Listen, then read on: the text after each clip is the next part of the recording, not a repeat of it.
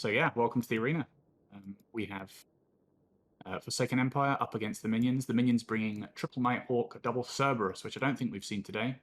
Two Scalpels and three Flycatchers.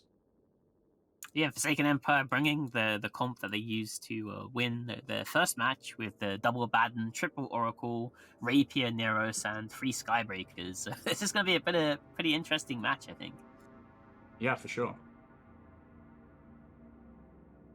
So yeah, we saw this double Abaddon, triple. Oh, they've switched it. No, oh wait, I haven't got the Oracle. They have exactly the same. That's it. Have you seen the Nighthawks? What about them? Enlighten me, Suetonia. Oh, these are heavy missile Nighthawks, so this is more of a kiting comp, which is kind of interesting. Yeah, that's somewhat what I expected with the two Cerberuses and having seen them warp in at range. So I mean, for me, I think if I was flying this Nighthawk comp, I look at the Rapier and I go, he needs to die, because as Forsaken Empire's opponents found out in the previous match, the Rapier is really, really key to this comp with these 5 gunbows just absolutely pumping out DPS. If the Rapier webs and paints you, you're probably not going to tank it for all that long. So if they can punch through this Rapier, that'll be key to their victory. But of course, the Oneros may also pose an issue, preventing them from doing that. So they may need to deal with the Oneros first. So it'll be interesting to see what the minions opt for and what they choose to do. Yeah, no, I've been checking out the other guns. The Flycatchers they're not light missile launchers, they're actually rockets, which is kind of interesting. So I guess we're going to see them kind of used as like brawlers. Yeah, I mean, with the Jackdaw band, I think the Flycatcher is for sure sort of the next best option. With the Interdictor update, it got a HP bonus, so they are very, very tanky. Decent HP, but I mean, with the kiting comps and the scalpels presumably not wanting to burn in either, I'm not sure how long they'll last. Although if they can get under the guns of the Oracle and the Abaddon, it may be tricky. So I mean, these Flycatchers I would expect to be they'll be a pretty nuisance if the Rapier goes down and they're no longer able to be tracked. So these Flycatchers are immediately just rushing into the middle of this squad, and the Rapier is actually the primary. Minions have said, right, indeed, they need to get rid of this Rapier immediately, and he's taken huge chunks already. Yeah, like no links on the side of Forsaken Emperor, of course, so that Rapier is going to be extra squishy, only having 4 low slots and no links, and it's gone already. Yeah. So that's a big problem for Forsaken Empire.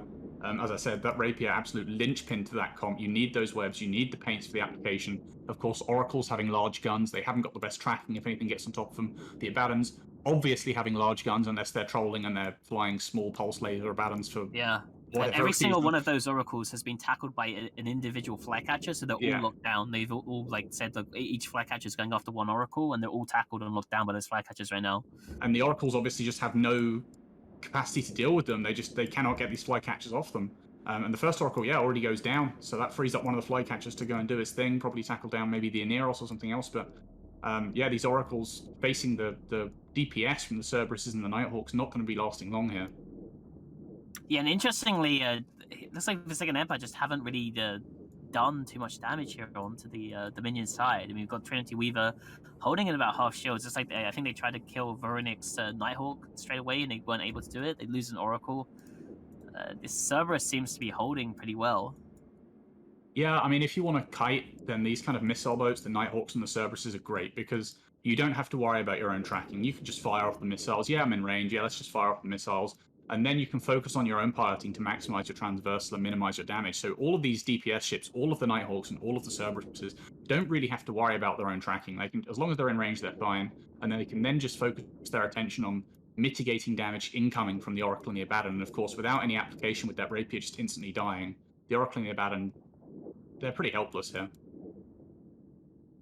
Yeah, the Abaddons are shooting the Cerb with Scorch 2, and so they're not quite doing as much DPS as they hopefully would be doing. And it looks like Cerberus of Trinity Weaver is just kind of holding, with the 2 scalpels on him and a couple of rep bots. It looks like that's enough to keep him up, and they're probably going to be able to pick off another Oracle. Looks like the Aneros as well has been tackled by one of the Flycatchers that got freed up by one of the Oracles dying. So we might see the Aneros die soon too. Yeah, the Flycatchers have been an absolute menace here. I don't think they were utilized particularly in killing the Rapier, but after that they've just absolutely swept up everything. One just died like instantly, like free shot. Wow, maybe he lost track of where he was based on, relative to the other Abaddon, or maybe he was tackling the Oracle and the two Abaddons were in a good position to shoot him, but I don't think it's really going to matter. I quite like this Forsaken Empire comp the first time they brought it today. It looked quite good, but in general, I would say I'm kind of skeptical about the prospect of bringing 3 Oracles in a sort of non-control comp. To me, I feel like attack battle cruisers, of which the Oracle is pretty much far and away the best, are sort of a cheap cherry on top in terms of DPS. You can spend 10 points, and if you don't need the tank for a regular battle cruiser, you can say, well, we're going to bring an Oracle, we'll get some decent range, damage, projection, etc. But you need to have something to protect it with. You need to have some kind of utility or some kind of control on the field. If you're playing a match like in this one, where the Oracles don't really have anything to stop flycatchers or like getting on top of them, to stop control Cerberuses or Nighthawks and keep them at range or prevent them applying, then they're just going to die, and then you've spent 30 points on effectively very little. So yeah, it worked earlier, didn't work this time around. It's unlucky. Yeah, I think a big problem with the comp too, right, is there's no links, and then the rapier that they have, which is kind of the linchpin of their setup, is what like allows like the two Abaddons and the 3 Oracles to just wreck everything. It's got 4 low slots, no links. When you're coming up against something like 3 heavy missile launcher Nighthawks and 2 Cerberuses, it's just not going to survive. Yeah, for sure. It's definitely a very offensively minded comp. Either you kill everything else very quickly, or you die rather quickly. And in this case, it just so happens that they died. The Nighthawks, I don't think we've seen them before today, but they're still obviously proven to be very, very strong. The Cerberuses as well. I thought maybe we'd see less Nighthawks in light of the bans, with the Loki gone, the Hyena gone, the Scimitar gone, the Jackdaw gone, etc. So all those sort of Nighthawky comps, which seemed particularly reliant in the past on Lokis, I thought they'd turn up a little bit less. But yeah, Ham Nighthawks we saw a little bit earlier, and they didn't fare too well, but heavy missile Nighthawks seem to be doing just fine.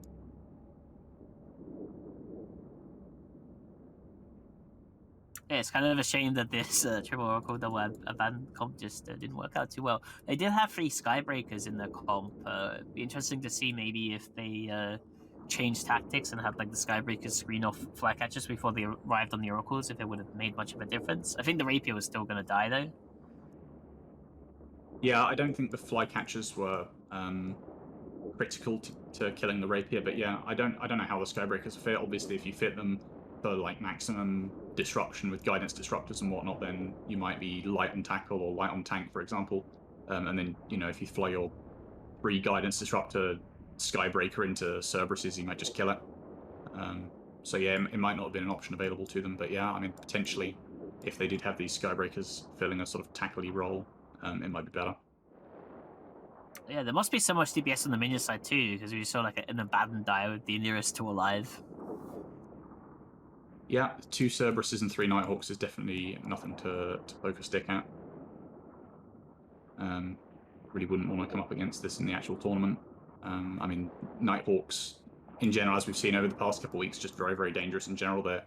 I feel like it's, I said earlier, DPS meta. I think more accurately I would describe it as a sort of stat stick meta, where you want to just maximize DPS and maximize tank as much as possible, and Nighthawks are fantastic at both. And they also provide great utility too, with the option to bring links and the 2 utility highs. Yeah, of course, yeah. And it's Neuros is lasting a long time. I think he has a reactive armor hardener I can see, and I think the Nighthawks and Cerberuses are probably shooting kinetic at him, because that's what their damage bonus saw, so that's why he's probably living like pretty long. I just think they're swapping over to the Abaddon now. Yeah, I think damage types are sort of sometimes a little bit overlooked, particularly for, I mean, Caldari meta with Nighthawks and Cerberuses in particular, both being locked kinetic. If you come up against an armor comp, as you just mentioned, if you find a reactive armor hardener out in the wild, it can be a tricky thing to break down when they're cycling and they get to, what, 90-something% kinetic resistance. Plus, it's on an Oneros as well, so he's already got a base high kinetic resistance anyway. Obviously, he's not going to win this match on his own, but it can be a tricky scenario to sort of build comps in light of bans and in light of damage locks. And I mean, it applies to Forsaken Empire's team comp as well. Like I said earlier, with the 2 Abaddons and 3 Oracles, if you come up against another armor comp that's got full reactive armor hardeners on their high end, you may have difficulty breaking something, and that's a pretty critical error in such a DPS focused comp. Yeah, there's ways around it that they can use, like kinetic. They can use like warriors and hornets, the Caldarian explosive drones to make sure that they're always doing different damage types. Yeah, for sure. Nighthawks, missile boats in general have a better sort of, even if they're kinetic locked, they have a better time of working around that problem than laser boats for sure.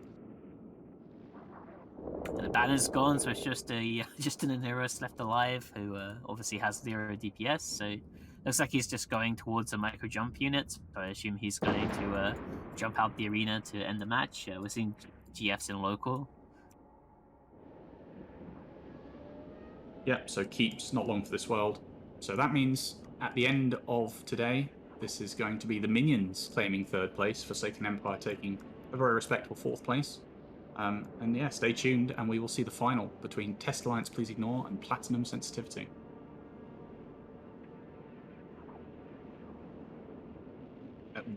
That's going to happen, of course, once this Oneros dies. But he's taking his time, or rather, the minions are taking their sweet time at killing him.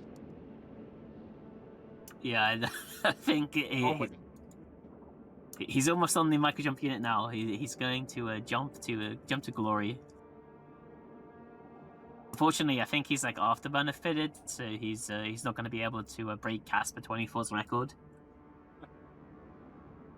Oh, he's just about to get on it. Here he goes. Is he going to die in the 12 seconds it takes for him to jump? I think he's going to make the jump, but he's only going to be like 70k out the arena, so not like a huge. No record breaking, but he does go down, and that marks the end of the match. So congratulations to the minions for finishing 3rd place this week. Good job.